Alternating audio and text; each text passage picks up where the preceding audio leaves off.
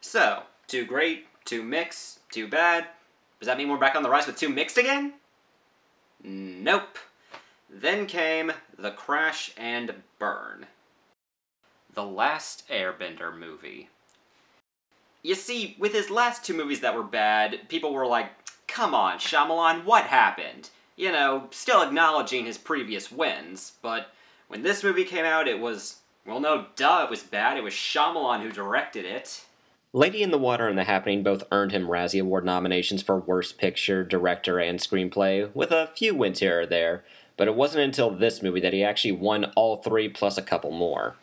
Regardless of whether or not it is in fact a worse movie than the previous two films, which, it probably is, this is definitely the one that has the most hate behind it, because where there was a devoted fan base that you had to please with this movie, you now have a devoted hate group for said film, and, well, now a hate group towards you as a director.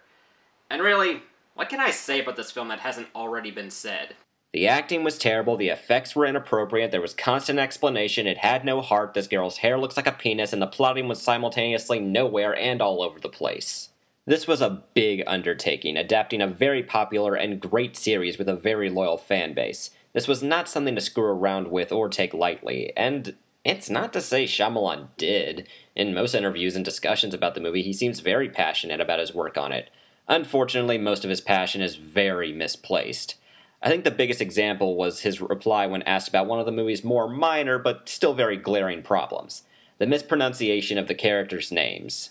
He said that he wished to, quote, honor the source material and use the Asian pronunciations. Why not just honor the source material and, keep it the same as the source material? You clearly didn't honor the source material by having the main actors of Asian ethnicity, or in any other way. Also very telling is that the main actor, Noah Ringer, didn't win the part for his acting skills, which he has none of, clearly, but rather after he presented some of his martial arts skills, which, yeah, is an asset, but shouldn't have been as prominent as it was in the film. Not helping was the idea that the movie was adapting the first 20 episodes of the series. Having a movie compress an entire season meant Shyamalan's original screenplay clocked in around 7 hours long, which might explain, well, all the explaining in the movie. We don't have time to show this, so just talk about it. And it's there that the movie loses sight in the story, because even with good actors and better effects, this movie couldn't have survived without that. But if that's the case, the movie probably wouldn't have done well to begin with. At least, not in the way they were trying to do the story.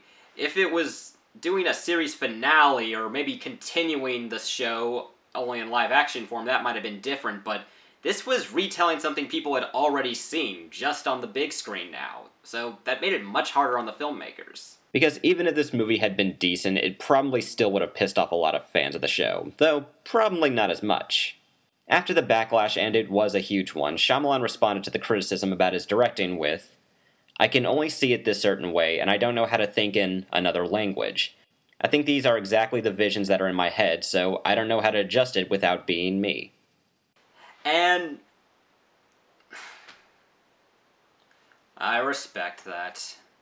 Yes, he should have realized very early on that he was not the person to adapt this film, and yes, the film did do terribly because of him, but I wouldn't ask Quentin Tarantino to direct a kid's cartoon, and I wouldn't ask Wes Anderson to direct a gritty slasher flick, so bottom line, Shyamalan was just not the director or writer for this film. So, are you the Avatar Ong? And definitely not the casting director.